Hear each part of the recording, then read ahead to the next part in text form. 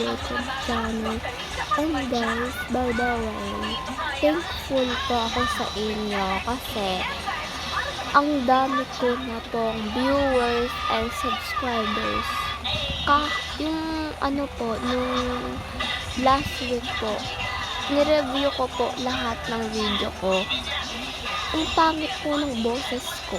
Pero po, ang dami pong nagko-comment sa isa kong video na Brookhaven. Ang dami ng viewers. Thank you po. Thank you po. Yun lang po masasabi ko sa inyo. Thank you po. So, let's start. Siren Caps. So, ayan. Nandito na nga tayo sa ating Siren Caps. Yes. Siren Caps na may police. And i-add nyo na lang po ako sa Roblox. So, let's start. Di na natin sila mahihintay kasi wala lang. I think mga viewers ko to. I think lang naman. Pero, what if viewers ko sila, no? Edi, happy na ako. Okay. Okay, dapat tatalon na tayo kapag malapit na. Oh, yes, tama. Okay. Okay, perfect. Alam ko may sadako dyan. O, diba? Guys, alam ko na tong larong to.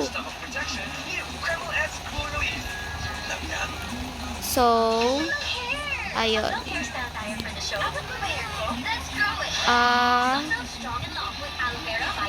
Natatakot talaga ako sa mga Siren Caps. Kasi,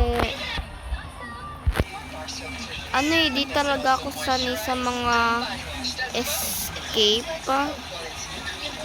Pero, natuto ako mag-escape na mag-isa. Lever. Mama. Ow! Di ko alam. And, ulit. Oh my God. Okay. Yeah.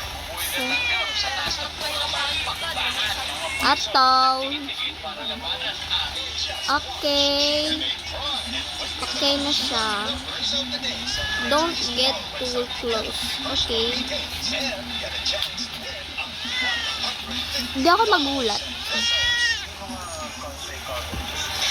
nagulat. Panis.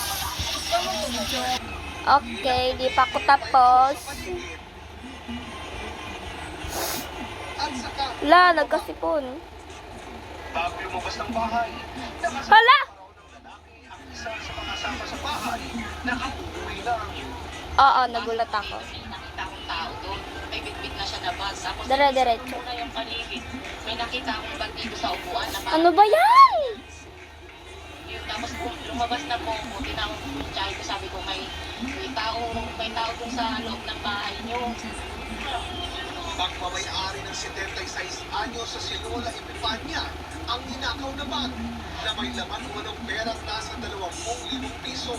Pampuhunan daw sana ito sa negosyo at pagtusto sa pangailangan ng asawang bedridden.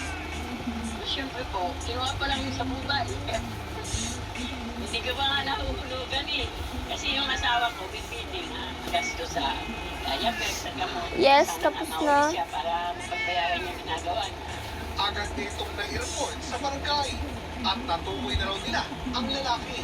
Alam niyo kasi yung tao na yan, siyempre drug dependent siya. Kaya walang mga kasama yan, kahit nagmalakad ang mga. Ilang beses na rin nakakulong. So, doon siya lalabas. Tingnan pinapalaman. Okay, dito tayo. Investigative News, Oscar White na nakatutok, 24 oras. Positibong net satisfaction rating o nakuha ng ilang sa pinakamataas ang opisyal na bansa para Base sa survey ng Social Weather Station sa uling quarter ng 2023. Very good. A positive 61% Ikutan natin siya. ang nakuha ni Vice President at Patayin mo na! Ah, mas mataas na hala, umakyat siya, te. Baba siya ulit. Okay.